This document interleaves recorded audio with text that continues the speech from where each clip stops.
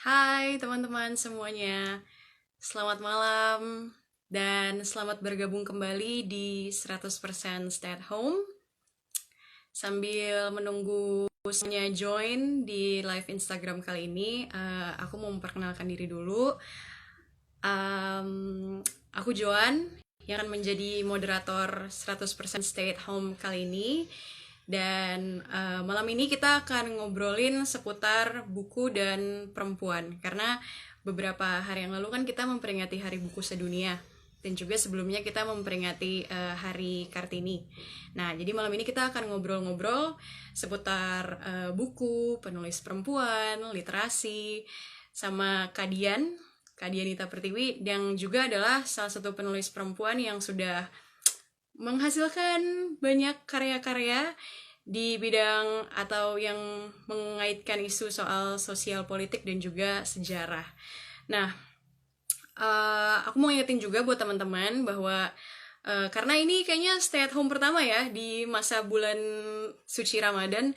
Nah, stay at home tetap berlangsung setiap hari Minggu, 2 minggu sekali, dari jam 7 sampai dengan jam 8 malam. Dan kita tetap akan bagi-bagi giveaway. Jadi buat teman-teman semua yang mau dapat giveaway dari 100% manusia, boleh langsung ajukan pertanyaan di kolom komentar. Nanti akan kita bahas di sesi tanya jawab. Nah, sebelumnya aku juga sebentar sambil menunggu.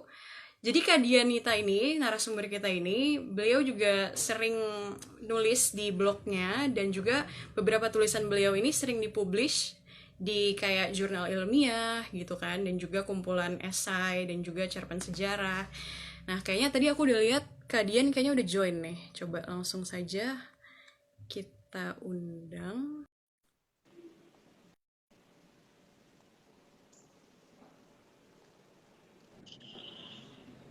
Halo Kak Dian, selamat malam. Malam Kak Joan, Suara aku bisa terdengar ya Kak? terdengar suaraku aman?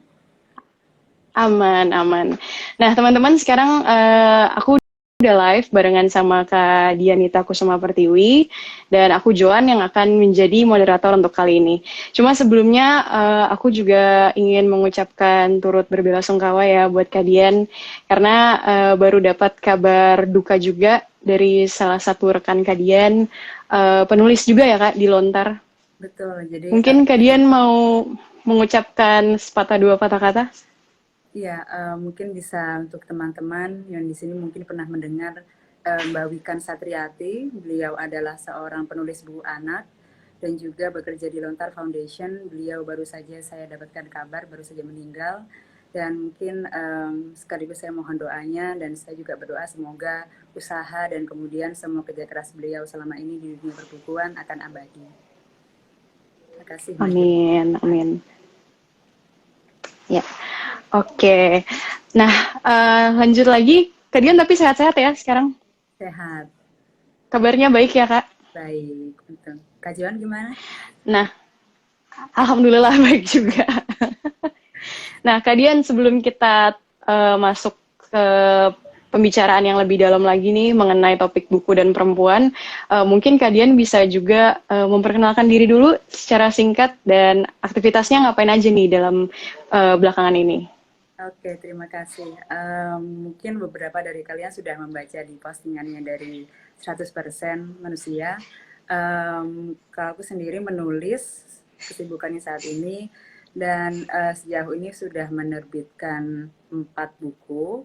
Yang pertama ada naskah drama, terus kemudian ada novel fiksi ilmiah, novel fiksi sejarah, buku harian keluarga kiri, dan kemudian juga buku fiksi ilmiah menanam gamang, dan kemudian juga yang baru saja itu dari tesis aku kemudian jadi buku. Itu tentang kajian lakon wayang. Nah, ini ada yang berikutnya nih Kak Joan, di bulan Mei, bulan depan. Oh, Ini tentang oh bulan depan. tentang kamus mengenal Orde Baru. Jadinya aku susun beberapa, sebenarnya dari blog aku itu, terus kemudian ternyata diminta oleh salah satu penerbit di Jogja, dan akhirnya akan diterbitkan bulan depan ini. Ya. Wah, semoga sukses ya, Kak. Proses penerbitannya bulan depan. Nah, oke, kita sebelum masuk nih secara lebih dalam, aku mau tanya dulu, ini pertanyaan yang umum banget sih Kak Dian. Kenapa sih kok bisa terjun ke dunia literatur gitu loh? Udah gitu nggak cuma terjun ke dunia literatur gitu aja, tapi isu-isu yang Kak Dian dalami ini isu-isu kayak sejarah, sosial politik gitu. Apa sih yang apa ya menyebabkan Kak Dian sampai tertarik gitu? Oke, ini saya lagi ada background ya. Terdengar nggak? Nggak juga. Azan. Enggak sih, Oke, aman ya. enggak. Nah, Ya. kalau tertarikanku di sejarah itu sebenarnya tidak bisa dipisahkan dari masa kecil aku. Jadi, Mm-mm, kakekku itu seorang mantan tahanan politik, Orde Baru. mm-mm, Kemudian sejak aku kecil, jadi kelas 2 SD itu sudah disuruh membaca Nyanyi Sunyi Seorang Bisu, Pramudia Anantatur. Nah, terus mm-mm, kemudian sering diceritakan juga tentang bagaimana beliau waktu menjadi tahanan politik. Dan kemudian pasti penasaran ya, karena waktu di sekolah itu ceritanya tentang isu 65 ini kok berbeda dengan apa yang diceritakan oleh kakekku. Nah, akhirnya mencari-cari tentang informasi mm-mm, itu. Nah, akhirnya kalau aku menulis sendiri mulai dari SMP, jadi mulainya dari cerpen. Terus kemudian masuk ke opini tentang sejarah, tentang politik itu di SMA. Nah, kemudian jadi kalau misalnya kenapa ketertarikan itu dari masa kecil aku sendiri sih. Dan kalau di sastra sebenarnya agak baru karena keluarga aku sebenarnya belum ada yang orang sastra ataupun orang mm, penulisan gitu. Jadi emang mm. ada satu ketertarikan yang baru dan kemudian aku merasa di dunia sastra dan dengan menulis itu nyaman aja untuk aku. Jadi aku teruskan. Mm-mm. Berarti emang selain dari dorongan keluarga juga emang Kak Dian ini punya rasa ingin tahu yang besar gitu ya. Iya, aku kepo Nah, banget tapi Mbak Joan. kepo banget. Nah, tapi kan eh, kepo itu kadang juga suka ada konsekuensinya ya, Kak. Maksudnya kayak pernah punya keraguan nggak sih atau rasa takut gitu ketika mulai mau terjun ngomongin soal isu sejarah dan sosial politik yang ya kadang kan sensitif gitu ya, apalagi kayak tadi kalian bilang mau nulis soal Orde Baru atau Orde Lama kayak gitu. Iya, terkait keraguan tuh gini, mesti aku berangkatnya sekali lagi sebagai bahwa saya ini ada generasi ketiga dari seorang korban yang sudah dilukai negara ya dalam tanda kutip, dan kemudian itu menjadi satu bekal yang sangat besar buat aku. Nah, terkait ketakutan, tentu saja ada, walaupun untung sampai sekarang belum pernah dapat serangan secara langsung atau Mhm. persekusi dan jangan sampai. Tapi kadang-kadang juga kalau Iya. waktunya sedang digoreng ya kadang-kadang cemas juga. Tapi bahwa keraguan dan kemudian ketakutan itu ada. Tapi saya pikir kalau misalnya kita kemudian sebagai anggota masyarakat juga, kalau kita nggak bicara, dan kita kan tahu bahwa pemerintah juga nggak selalu benar sebenarnya kan. Kita tahu sejarah itu waktu itu juga peran pemerintah besar sekali untuk bisa menutupi bagaimana kejahatan kemanusiaan ini ditutup-tutupi. Dan kalau kita diam, ya akan terjadi terus hal seperti itu. Hmm. Nah, kemarin kan kita beberapa hari yang lalu memperingati Hari Buku Sedunia nih Kak. Terus juga beberapa hari sebelumnya kita memperingati Hari Kartini gitu kan. Kartini yang kita tahu tuh dia menulis banyak gagasan-gagasannya dia gitu lah ya sebagai perempuan gitu kan. Nah, kalau dari Kadian sendiri ada nggak sih ngerasa tantangan tersendiri gitu sebagai penulis perempuan gitu? Misalnya ketika mau mempublish karya gitu ya atau misalnya masuk ke penerbit terus ide-idenya kurang diterima gitu karena misalnya kenapa atau tidak apa ya tidak matching dengan apa yang ada di masyarakat atau something kayak gitu mungkin Kak. Oke, ini sebenarnya agak menarik pertanyaannya. Mungkin kelihatannya kayak dasar, tapi kalau aku pribadi sebagai penulis perempuan yang hidup di zaman sekarang dan kemudian di Mhm, lingkungan yang istilahnya sudah akses ke internet mudah, ke teknologi mudah, bahan mhm, bacaan juga mudah, aku sendiri sebenarnya merasa tidak ada lagi hal-hal yang bisa dibilang tantangan besar gitu. Tapi ya, mungkin untuk teman-teman kita perempuan lain di daerah-daerah yang mungkin masih sulit untuk mendapatkan akses itu sebuah tantangan ini masih untuk hanya untuk sekedar mungkin kita bisa tiap minggu publikasi di blog gitu kan dengan mudah. mhm, Tapi mungkin teman-teman kita di daerah lain masih kesulitan. Nah, kalau aku mungkin tantangannya bukan sebagai aku sebagai perempuan dan aku menulis, tapi ke konten. Hmm. Jadi seperti yang tadi Oh, Johan sempat sempat sampaikan iya. kan. Jadi eh, aku sempat mengirimkan draft novelku itu yang buku harian keluarga kiri itu ke sebuah penerbit besar. Hmm. Nah, tapi Hmm. kemudian itu memang ditolak karena dianggap dalam tanda kutip alasannya tidak laku, akan tidak laku. Hmm. Dan tentu saja ya saya pikir ya memang ini tidak menguntungkan gitu kan wacana seperti ini, apalagi mungkin beresiko besar untuk penerbit ini. Jadi itu Hmm. lebih ke konten kalau masalah aku sekarang. Tapi aku pikir itu bukan masalah juga dan bukan tantangan ya, lebih seperti ini berarti ada sesuatu yang perlu kita terus kejar nih gitu, bahwa masih Hmm. ada konten yang dianggap terlarang dan kenapa, dan kemudian apa yang bisa kita lakukan untuk apa ya, membatasi konten, membatasi pembahasan itu kan berarti juga pelanggaran HAM sebenarnya. Nah itu apa yang kita Iya. bisa lakukan untuk menantang itu. Hmm. Hmm, hmm. Berarti sebenarnya secara umum itu nggak ada ya topik yang sebenarnya harus dihindari atau nggak boleh diomongin. Karena balik lagi yang tadi kakak bilang itu pelanggaran HAM kalau misalnya kita mau bersuara dan dilarang gitu kan. Mm-mm. Nah, tapi apakah penulis perempuan itu sudah mendapatkan apa ya kesempatan yang sama gitu untuk berkarya? Ya, aku pikir sekarang sekali lagi kalau misalnya kita di sini sekarang gitu ya, kesempatannya sudah sama. Bahkan kita sekarang yang kita hadapi itu sebenarnya yang sangat ricuh gitu. Banyak sekali wacana Hmm. beredar. Dan kemudian kesempatan banyak. Malah pertanyaannya kemudian kita mau ngapain nih dengan kesempatan yang ada ini gitu. Nah, terkait Ah, topik iya. misalnya, kita bisa kok mengeksplorasi apapun dan apa namanya, malah kalau misalnya kita jangan sampai membatasi diri kita sendiri untuk nggak membahas topik tertentu.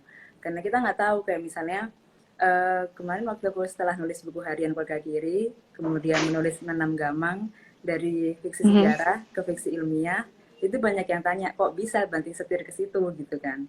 Nah, Hmm. sebenarnya ketertarikan aku di sains itu juga sudah cukup lama dari kecil juga. Nah, tapi kemudian aku baru menemukan cara untuk bisa menuliskannya itu baru sekarang gitu. Kalau misalnya aku membatasi diriku, enggak deh aku nggak akan nulis tentang ini gitu, itu tidak akan terjadi karya itu. Itu sih. Jadi memang jangan ada yang dibatasi juga dari diri kita. Iya ya benar. Nah, kita udah mulai masuk nih ngomongin soal R.A. Kartini ya, Kak Dian. Eh, Kak Dian sendiri melihat sosok R.A. Kartini itu gimana sih? Eh, ada nggak sih kira-kira sesuatu yang bisa kita pelajari gitu ya dari Kartini sebagai seorang penulis dan juga pemikir? Oke, okay. Ya terkait Kartini, aku selalu membayangkan begini, misalnya aku juga orang Jawa gitu ya, terus kemudian apalagi di saat itu, Kartini ini tinggal di suatu. Ya, teman-teman, kita tadi sempat terputus karena ada gangguan koneksi internet. Dan aku sekarang akan melanjutkan lagi, cuma masih menunggu dari Kadian ya.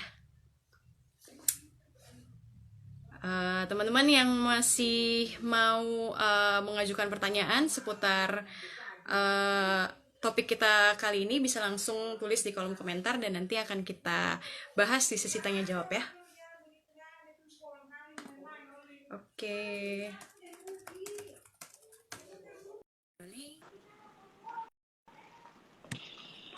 Ya, Kak Dian bisa terdengarkah sekarang? Sudah, semoga aman setelah ini. Iya, emang masalahnya masih selalu kayak gini ya, Kak. Betul. Masalah koneksi internet. Nah, tadi kita terputus di bagian ketika aku menanyakan pendapat Kadian seputar R.A. Kartini sebagai seorang penulis dan juga pemikir, dan apa sih pengaruhnya atau perubahan yang sudah dilakukan atau dilahirkan dari beliau, menurut Kadian? Oke, jadi tadi aku sempat sampaikan tentang Kartini sebagai seorang perempuan Jawa gitu ya. Dan pada Mhm. saat itu kita tahu bahwa dia tinggal di lingkungan yang keraton, terus kemudian dia sangat dibatasi. Berbicara harus seperti ini, berpenampilan Mhm. harus seperti itu, semuanya diatur. Nah, kemudian saat membaca tulisan Nada Kartini itu yang aku sadari adalah dia menjadi seseorang yang fearless gitu. yang Iya. tidak ada rasa takut sepertinya. Dia mengkritik institusinya sendiri, dia mengkritik lingkungan kehidupan sekitarnya, dan itu sangat menarik menurut aku. Nah kemarin juga ini mungkin melompat sedikit tapi tentang Kartini. Jadi aku sempat baca sebuah artikel yang ini membandingkan Kartini dengan beberapa tokoh perempuan Indonesia yang lain. Seperti misalnya Martha Tiahahu atau Cut Nyak gitu. Mereka berdua ini kan terjun ke medan perang gitu kan ya. Kemudian Kartini tidak. Iya. Nah, Kartini kemudian penulisan ini mengkritik gitu. Kenapa sih sepertinya hanya Kartini nih yang dirayakan gitu namanya setiap tahun. Terus kemudian seperti dianggap pahlawan terus gitu, sementara perempuan yang lain tidak gitu. Nah, tentu saja ini pendapat boleh-boleh saja ya, tapi menurut saya kemudian membandingkan ini agak absurd gitu. Karena ini seperti sekarang mungkin ada yang membandingkan antara aktivis yang turun ke jalan dengan aktivis yang bergerak di pemikiran atau teori gitu. Iya. Kan? Jadi mana yang lebih berguna, mana yang tidak gitu. Nah itu agak absurd gitu menurut aku. Betul bahwa banyak tokoh perempuan kita yang pemikirannya menarik, yang perjuangannya hebat dan belum kita gali, dan itu tugas kita. Nah tapi menurutku satu hal yang dalam tanda kutip keunggulannya Kartini itu adalah karena dia menulis. Gitu. Nah jadinya seperti yang disampaikan Nyai Ontosoroh gitu ke Mingke. Dia bilang, aku mencintaimu karena kamu menulis dan kamu akan abadi, gitu kan. Dan itu emang ada benarnya, gitu. Saat Kartini menulis pada saat itu, kemudian sekarang kita masih bisa tahu pemikirannya seperti apa. Bagaimana dia menjadi seseorang yang fearless, gitu, perempuan yang tidak tahu, tidak kenal takut, itu ya karena tulisannya. Jadi itu aku yang kupikir menjadi satu alasan kenapa perempuan, khususnya di kesempatan kali ini ya, karena kita membahas tentang buku dan perempuan, itu di setiap zaman itu perlu menulis gitu.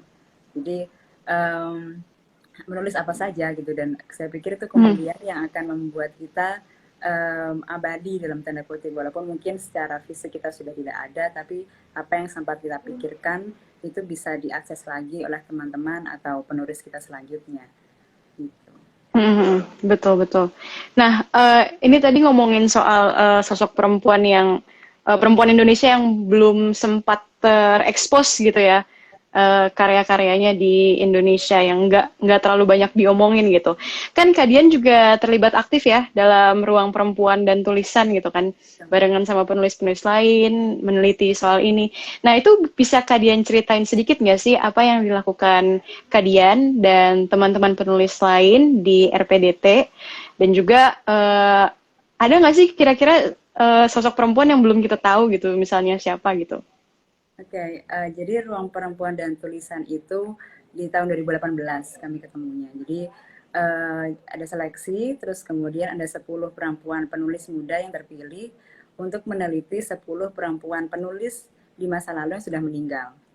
Nah, jadi sistemnya kami masing-masing ini meneliti, terus kemudian di setiap minggu kami bertemu untuk presentasi. Dan luarannya adalah artikel. Nah, sepanjang perjalanan itu menarik karena ternyata itu tadi, banyak sekali ternyata tokoh-tokoh perempuan yang belum kita gali pemikirannya. Nah, aku sendiri meneliti tentang Calo Salawati Daud, yang mungkin kalau di beberapa literatur itu dikenal sebagai wali kota pertama Makassar. Nah, itu kemudian tapi banyak sekali hal-hal yang ternyata belum tergali.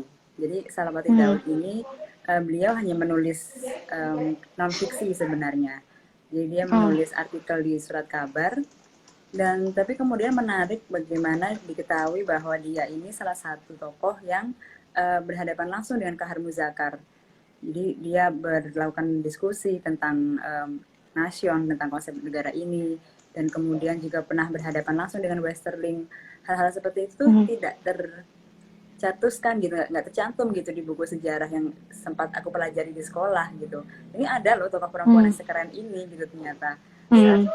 Seorang Kapten Westerling yang dia membantai 40.000 jiwa orang Sulawesi Selatan, dia hadapi sendiri. Seorang Salawati Daud, seorang perempuan gitu. Nah kemudian juga ada satu teman lagi, Ziggy, yang dia meneliti tentang Dahlia. Dia seorang tokoh penulis Tionghoa. Nah di situ saat dia ke perpustakaan dikasih tahu bahwa kita sebenarnya masih punya sekian puluh ribu penulis perempuan Tionghoa yang belum diteliti.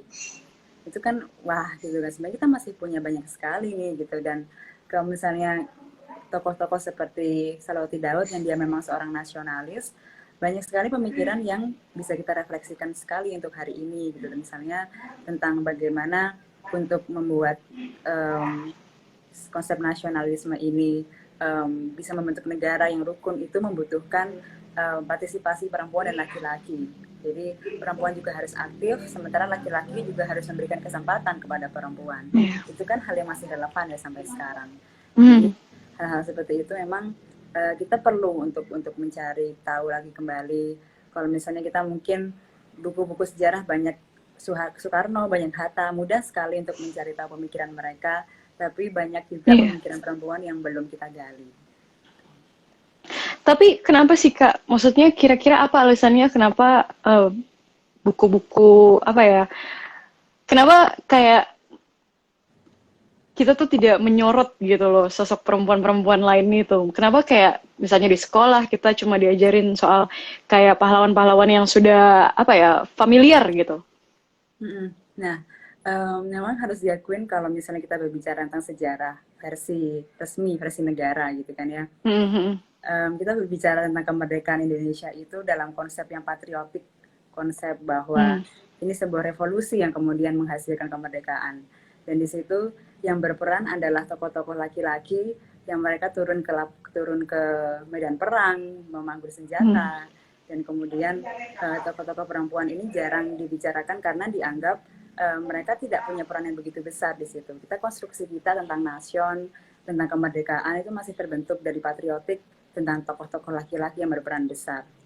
Nah, kemudian secara sastra juga ini jadi salah satu teman di Ruang Perempuan dan Tulisan juga membaca ada salah satu catatan dari H.B. Yasin gitu yang menuliskan, dia kan sering ya H.B. Yasin meneliti atau memberikan kritik atas karya-karya sastra pada saat itu.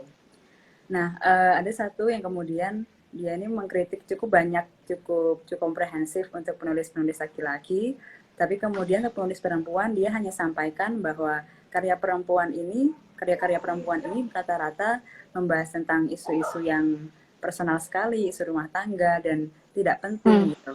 Jadi itu persepsinya adalah perempuan menulis, itu perempuan berarti menulis tentang dirinya sendiri, tentang kehidupan personal yang nggak ada nilai nasionalismenya. Jadi hal-hal seperti itu pada akhirnya membentuk persepsi bahwa mengapa buku sejarah ini harus mengandung hal-hal yang patriotik, dalam tanda kutip harus heroism itu yang tinggi sekali. Iya. Dan perempuan tidak masuk di situ. Nah, terus kita balik lagi nih Kak ke ngomongin soal R.A. Kartini dan juga tulisan-tulisannya beliau gitu ya. Menurut kalian tuh seberapa besar sih sebenarnya pengaruh tulisan-tulisannya R.A. Kartini terhadap perempuan Indonesia dan juga perubahan apa aja sih yang udah dilahirkan gitu dari gagasan-gagasan dan tulisannya R.A. Kartini? Okay. Nah, begini, aku pun sendiri agak ragu gitu dari kita semua, mungkin beberapa orang yang sudah membaca cukup detail gitu ya dari tulisan Kartini gitu. Karena memang cukup banyak. Nah, bagaimana pengaruhnya? Kalau saya sendiri menganggapnya bagaimana dia menyoroti tentang pendidikan terutama. Jadi perempuan punya hak yang sama untuk bersekolah dan kemudian bahwa harusnya diberi ruang untuk bisa menyampaikan bahwa aku ini pingin sekolah, aku belum pingin menikah dulu, aku punya cita-cita yang ingin aku raih. Nah, kemudian kalau misalnya kita merefleksikan sekarang gitu, kita mungkin jauh lebih beruntung ya karena kita bisa sekolah sampai tinggi, kemudian mungkin kita ya kadang-kadang mungkin adalah yang orang tua sering-sering menanyakan kalau usia kita udah sekian gitu, tapi kita sudah punya kesempatan yang lebih besar daripada Kartini pada saat itu. Nah, hal seperti itu perlu kita refleksikan gitu bahwa perjuangan apa yang kita dapatkan sampai hari ini, kita bisa memilih untuk berpakaian seperti ini, kita bisa memilih untuk bersekolah, kita bisa melakukan hal-hal yang kita inginkan, itu bukan sesuatu yang turun dari langit. Ini sesuatu yang telah diperjuangkan gitu. Jadi hal-hal yang bisa ditarik dari tulisan Kartini adalah itu. Jadi apa yang menjadi kemenangan dalam kutip, apa yang bisa kita dapatkan sebagai hak kita, itu memang perlu diperjuangkan. bukan tidak karena jatuh dari langit. Oke. Nah, masih kayak menyangkut hal itu juga, Kak. Kan seperti yang Kak Dian bilang, sekarang kita udah banyak banget kesempatan juga untuk bisa menyuarakan pendapat kita. Udah ada sosmed, kita bisa tulis pemikiran kita lewat blog, atau mungkin bikin thread di Twitter gitu kan. Dan juga Kak Dian juga udah bilang bahwa kalau misalnya penting kita untuk menulis, karena dengan begitu kita bisa tetap apa ya, istilahnya abadi gitu lah ya, Kak. Nah, tapi sebenarnya kalau misalnya ngomongin soal kebebasan berpendapat dan juga kebebasan berbicara, sebagaimana caranya kita untuk bisa apa ya istilahnya, membatasi diri terhadap apa yang kita sampaikan di internet, yang dimana itu semuanya nggak akan hilang gitu. Ya, Karena kan apa sih, ada hal-hal buruk juga kan. betul. Ya, jejak internet, jejak virtual jahat sekali gitu kan. Mm-mm. Ya, terkait itu gini. Jadi saat kita gini sih, menulis itu bukan akan melibatkan emosi, tapi emosi adalah Iya. emosi yang diramu dengan baik. Dalam artian, Mm-mm. yang kalau misalnya saya menulis di blog, itu memang terkadang berangkatnya dari kekesalan gitu misalnya.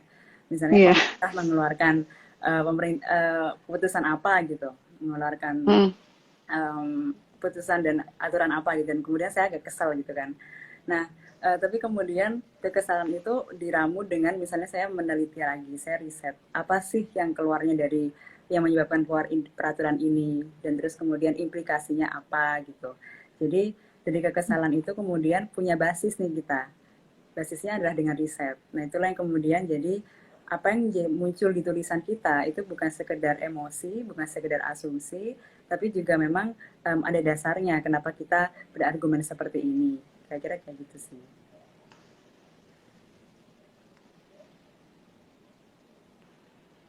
Kak, video aku ke pause lagi ya? Terdengarkah? Enggak sih, aman, aman. Aman ya? Oh, sorry. Tadi aku soalnya sempat Oke. sempat loading. Oke. Iya itu. Sekarang kita mau buka kotak pertanyaan yang kemarin udah kita buka di Instagram dari beberapa followers kita. Nah, kita mulai masuk di pertanyaan pertama. Kalau menulis tentang isu sejarah, bagaimana caranya supaya tidak membosankan?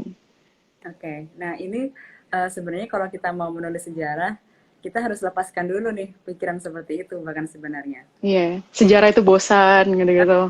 Jadi kita sendiri sebagai penulis harus melepaskan itu dulu. Karena Mm. kalau misalnya kita masih terpikir bahwa sejarah ini punya potensi yang membosankan, ya kita akan terpaku gitu dan dengan nulisnya nggak ngalir.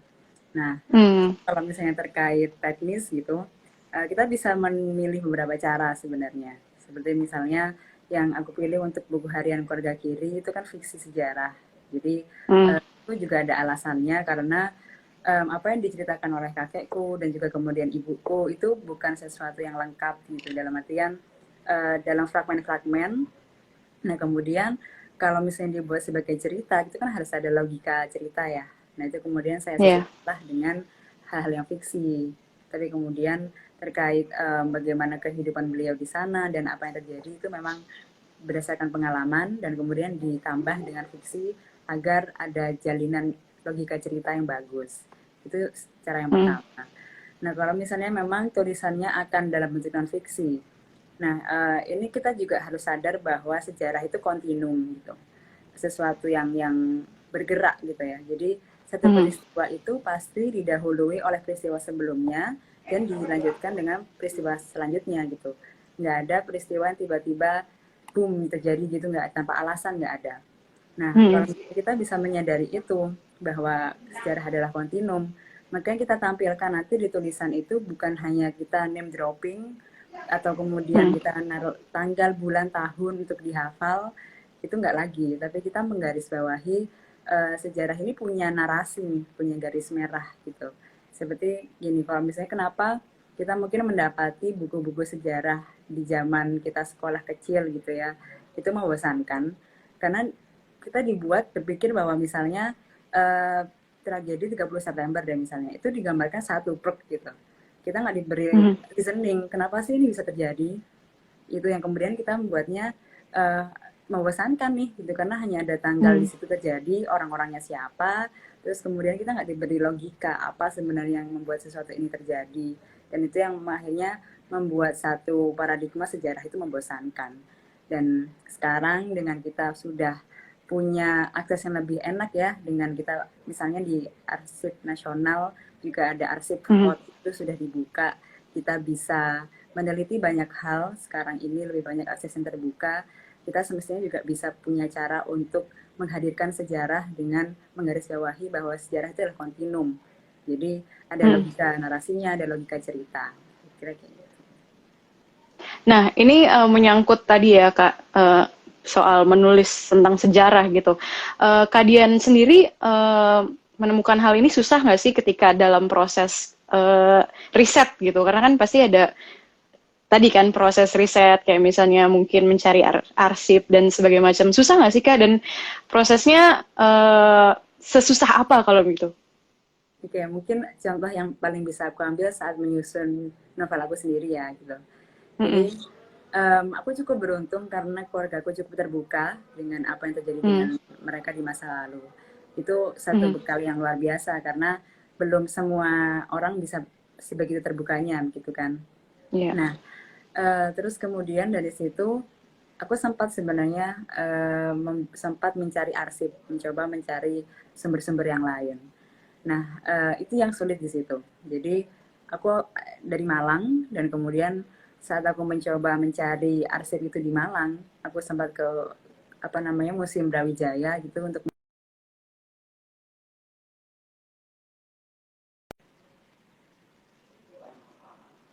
karena yang aku dapati itu malah arsip-arsip yang misalnya ada satu benda yang dipakai untuk membunuh seorang anggota PKI gitu, itu ditaruh di museum. Terus kemudian kesulitan aku untuk mencari bukti-bukti seperti apa sih sebenarnya peristiwa penangkapan orang-orang dianggap terlibat 65 itu di Malang. Itu sulitnya di situ. Nah, jadinya basis aku untuk menulis karya itu, Buku Harian Keluarga Kiri ini, memang berbasis dari ingatan, dari memori yang disimpan oleh kakekku dan ibuku yang diturunkan kepadaku. Terus kemudian ada beberapa arsip seperti misalnya kartu pos dan foto gitu, karena kalau misalnya mencoba mencari keluar itu memang susah sekali. Dan mungkin yang kedua juga Salawati Daud. Nah, Salawati Daud itu juga agak sulit karena yang pertama beliau aslinya adalah dari Indonesia Timur. Jadi beliau lahir di Sangir Talau, Sulawesi Utara, kemudian ke Makassar. Baru kemudian setelah kemerdekaan baru ke Jakarta. Nah, arsip-arsip yang waktu itu yang sebelum dia ke Jakarta ini agak sulit. Jadi ada satu sebenarnya majalah yang dia sempat menjadi redakturnya, itu sampai hari ini belum ketemu, belum bisa kutemukan karena itu tadi aku sempat tanya temanku yang di Makassar, kemudian dia bilang di sini kemungkinan arsipnya itu disimpan pribadi, nggak dikasihkan ke institusi arsip atau perpustakaan. Nah, hal seperti itu kan berarti aku harus butuh upaya yang lebih dekat nih untuk door to door mencari arsip gitu kan. Nah, itu masih akan menjadi proyekku untuk masa yang cukup panjang sih. Gitu. Iya ya, berarti memang cukup susah ya kalau misalnya udah mulai arsip-arsip yang disimpan pribadi, segala macam, yang nggak dipublikasi. Nah, ini kita langsung lanjut ke pertanyaan kedua. Kak, saya mau mencoba menulis, tapi bingung dari mana. Lalu takut seandainya pikiran atau opini saya malah jadi kontroversi. Mohon pendapatnya. Oke, ini bagus dong kalau bisa kontroversi. Iya benar. Tapi maksudnya gini, kontroversi itu kan, sekali lagi aku akan kembali bahwa kita ini wacana udah banyak sekali gitu kan, masing-masing dari kita dengan media sosial, itu kita punya wacana masing-masing yang bisa disebarkan dengan mudah gitu. Nah, kontroversi itu kemudian kadang-kadang kebanyakan sekarang adalah karena dengan mudah menuduh seseorang atau kemudian berita kebohongan, itu kontroversi yang tidak baik gitu kan. Nah, kalau misalnya kita punya pendapat itu sebagai respons atas sesuatu.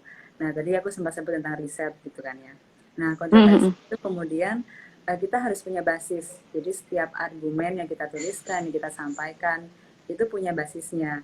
Riset ini nggak harus yang kita kemudian baca buku-buku tebal gitu, nggak harus seperti itu juga kok sebenarnya. Jadi misalnya eh, misalnya kita mau menulis tentang kehidupan pekerja atau buruh masa kini gitu kan ya.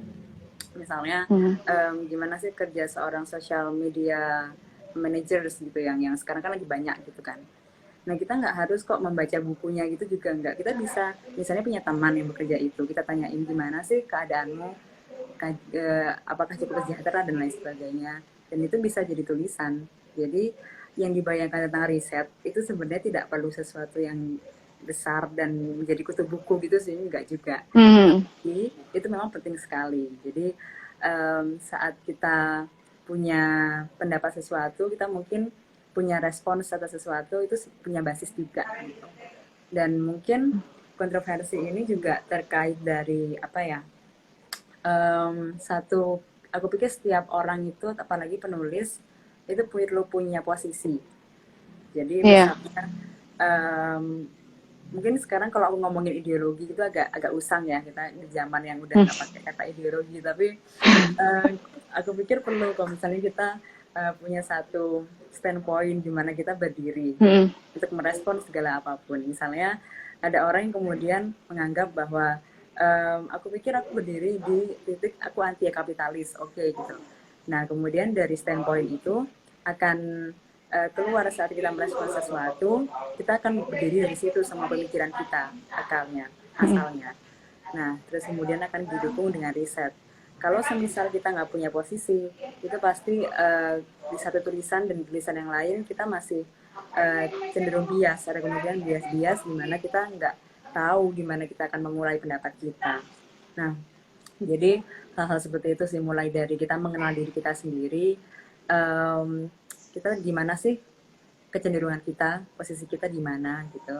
Dan kemudian saat kita punya asumsi itu dibuktikan dengan riset, kira-kira kayak gitu. Jadi kalau mau kontroversi sekalian aja, tapi harus kuat gitu. Iya, benar, benar, benar. Mungkin juga salah satu hal yang bikin orang-orang takut karena masalah keamanan juga kali ya, isu keamanan. Kalau misalnya kita mau berpendapat ini itu takutnya kepentok gitu istilahnya. Betul, betul. Iya. Nah, terus lanjut lagi ke pertanyaan selanjutnya. Halo Mbak Dian, kira-kira lebih penting mana ya antara gemar membaca dan gemar menulis? Terima kasih. Oke, jadi susah sih ya. Dalam artian gini, kalau misalnya kita berbicara tentang membaca dan menulis sebagai hal yang paling dasar gitu, sebenarnya itu kan termasuk dari cara-cara untuk kita menguasai bahasa gitu. Kan ada 4, dari kita mendengar, yang paling dasar itu berbicara, kemudian kita membaca dan menulis. Nah, membaca dan menulis ini kan memang 2 tingkatan yang lebih tinggi daripada mendengar dan berbicara. Jadi memang perlu dilatih gitu kan.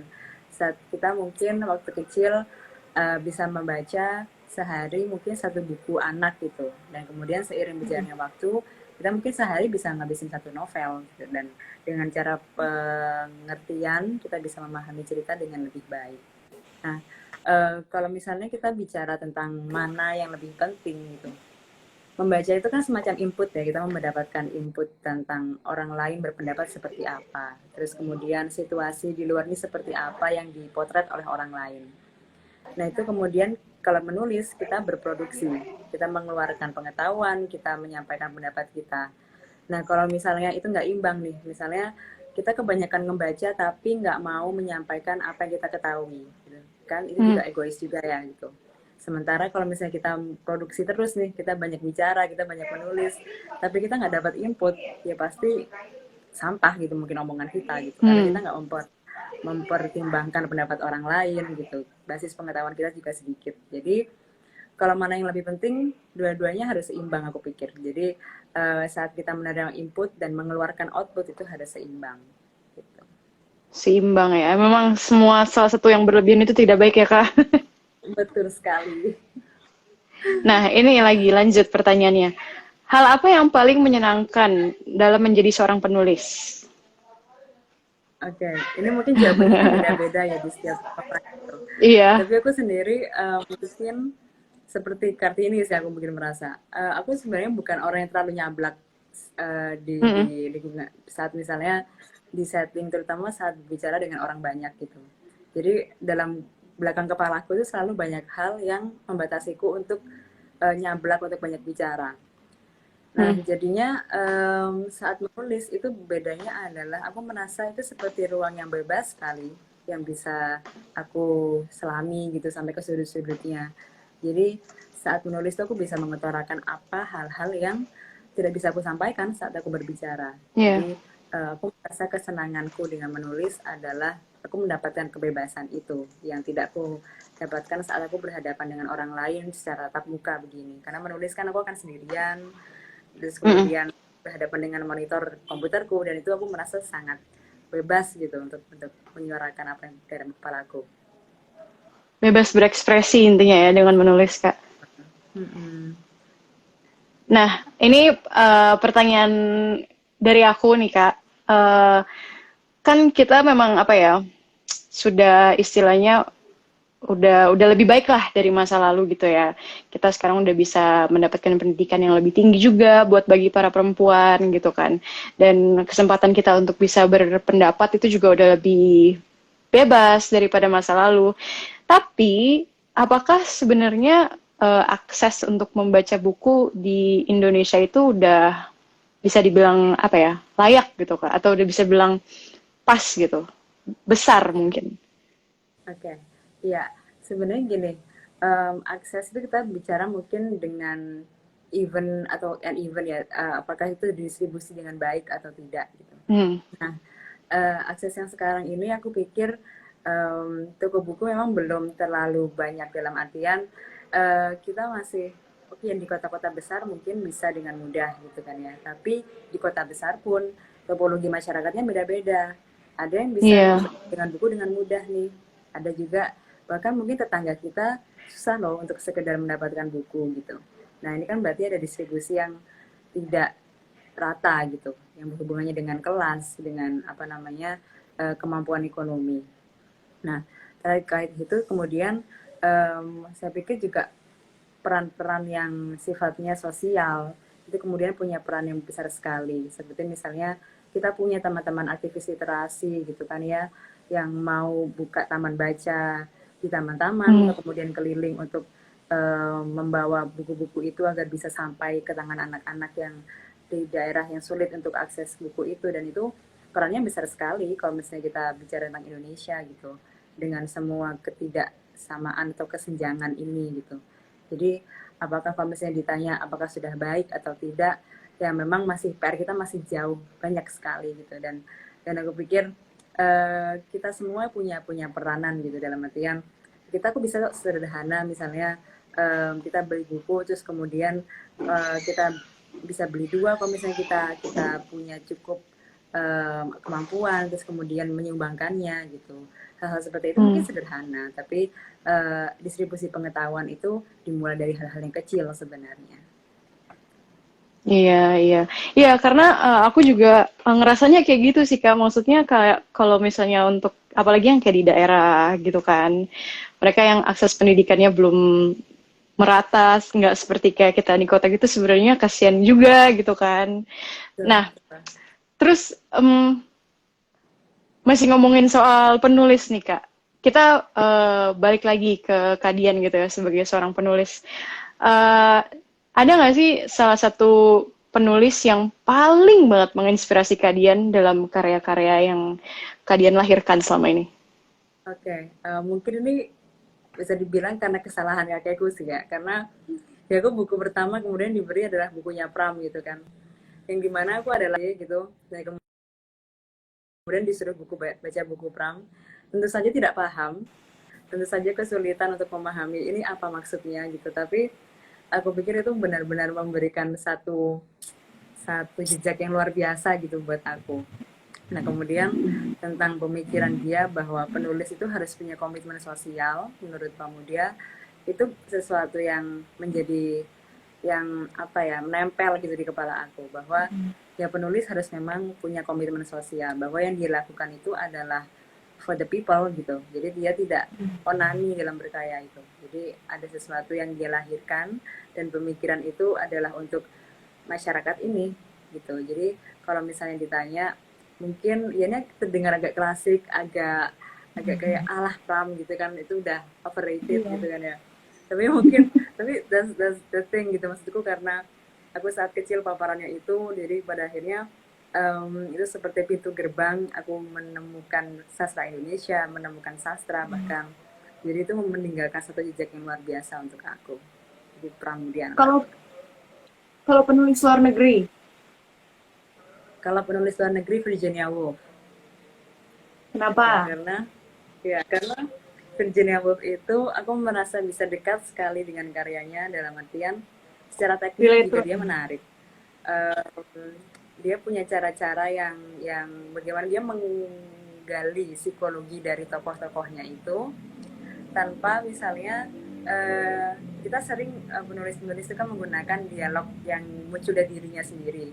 Itu kan memudahkan ya untuk menggali, oh berarti misalnya aku tokoh A, aku menggunakan eh, kata ganti aku, kemudian aku bilang aku berpikir bahwa besok akan datang hujan gitu. Itu kan terbaca sekali ya, gampang dengan mudahnya kita bisa mengetahui. Tapi Virginia Woolf ini kan menggali satu tokoh saja itu bisa dengan deskripsi yang sekian panjang, dan kita akan tahu dari situ gitu. Jadi kita nggak tahu secara mentah seperti apa isi kepalanya, tapi dari penggalian yang luar biasa dari karakter, dan karakter-karakternya biasanya orang-orang yang sendirian, dan itu sesuatu yang menarik yang aku pikir bisa dekat banget dengan tulisan seorang Virginia Woolf. Oke, oke. Nah, tadi sebelum kita terputus koneksi yang pertama itu sempat ada pertanyaan, Kak. Bagaimana sih respon dari pembaca selama ini terhadap karya-karya yang udah Kakak tulis gitu? Oke. Apakah mungkin ada orang-orang yang responnya dengan negatif atau bagaimana mungkin? Ya, untungnya selama ini sih belum ada yang eh, sebenarnya kalau kritik banyak, dan itu aku terima kasih gitu, terutama untuk yang buku harian Warga Kiri itu memang karena basisnya adalah aku sebagai orang yang menyuarakan kembali gitu ya apa yang disampaikan oleh kakekku dan kemudian ibuku, jadinya secara nilai kualitas sastra itu sering dikritik gitu, dan itu aku sangat senang sekali. Nah tapi kalau misalnya terkait yang lain, untungnya terutama khusus untuk yang blog gitu, jadi banyak teman-teman yang kemudian merasa bahwa ini sesuatu yang um, menarik, dan kemudian mereka mengikuti itu, dan itu aku senang sekali, dalam artian memang itu tujuanku, berusaha untuk mungkin pekerjaan sesibuk apapun aku berusaha untuk tetap bisa menulis tiap minggu, walaupun kadang-kadang juga bolong karena udah kalau nggak keturungan sama deadline gitu ya ya sudahlah gitu kan. Tapi um, apa ya, bagaimana kemudian mereka kadang-kadang menghubungi aku dan kemudian bilang bahwa terima kasih Mbak udah nulis begini-begini, itu yang membuat aku semakin merasa bahwa aku punya komitmen sosial nih gitu.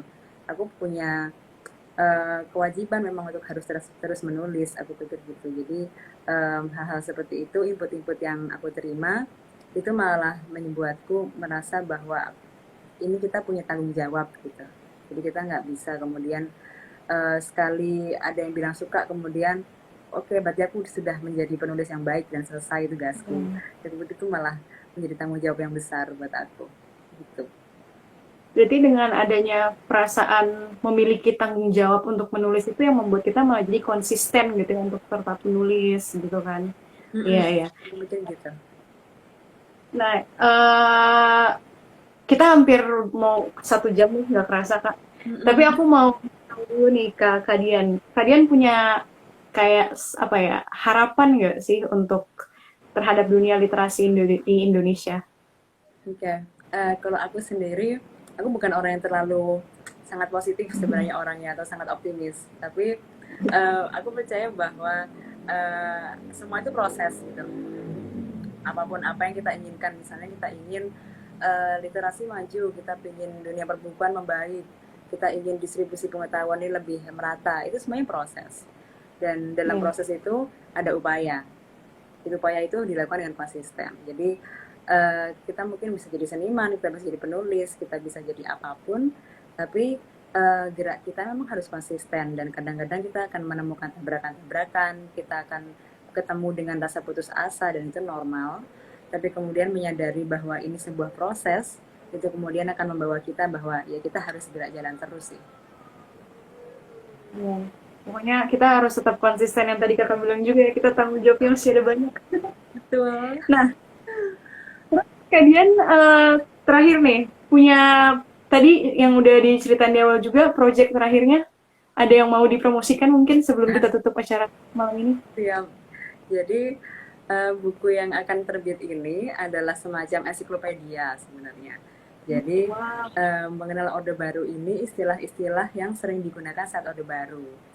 Jadi misalnya tentang ABRI, kemudian tuh sejarahnya seperti apa, kemudian aku juga sempat cantumkan juga bagaimana kemudian ABRI ini secara institusi sejarahnya seperti apa sampai sekarang. Jadi itu semacam ensiklopedia dan sekarang sedang proses layouting.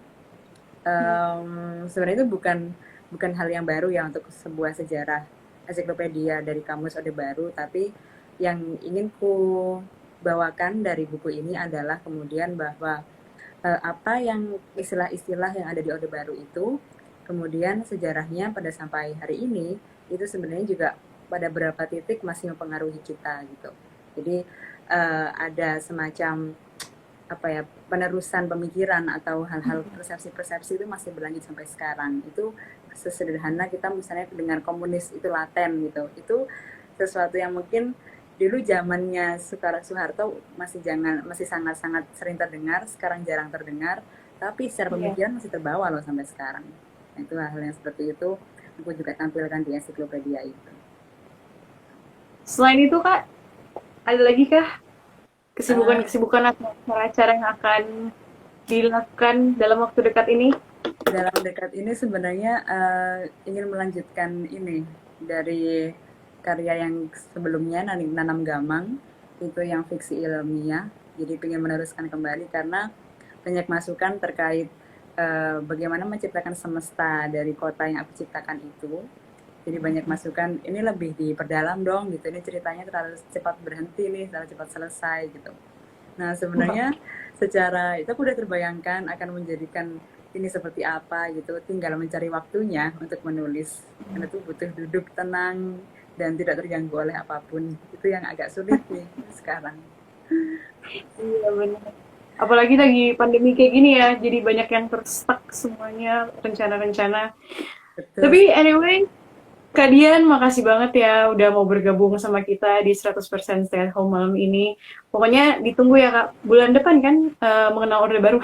Betul, bulan depan. Oke, ditunggu banget nih karya-karyanya yang baru lagi, yang bisa membuka pemikiran kita semua. Ya. Dan jangan bosen-bosen ya Kak kalau misalnya kita ajak lagi untuk diskusi-diskusi lagi. Bakal seneng banget. Oke, stay safe ya, dan juga stay healthy Kak Dian. Sampai ketemu lagi. Terima kasih. Selamat malam teman-teman. Dadah.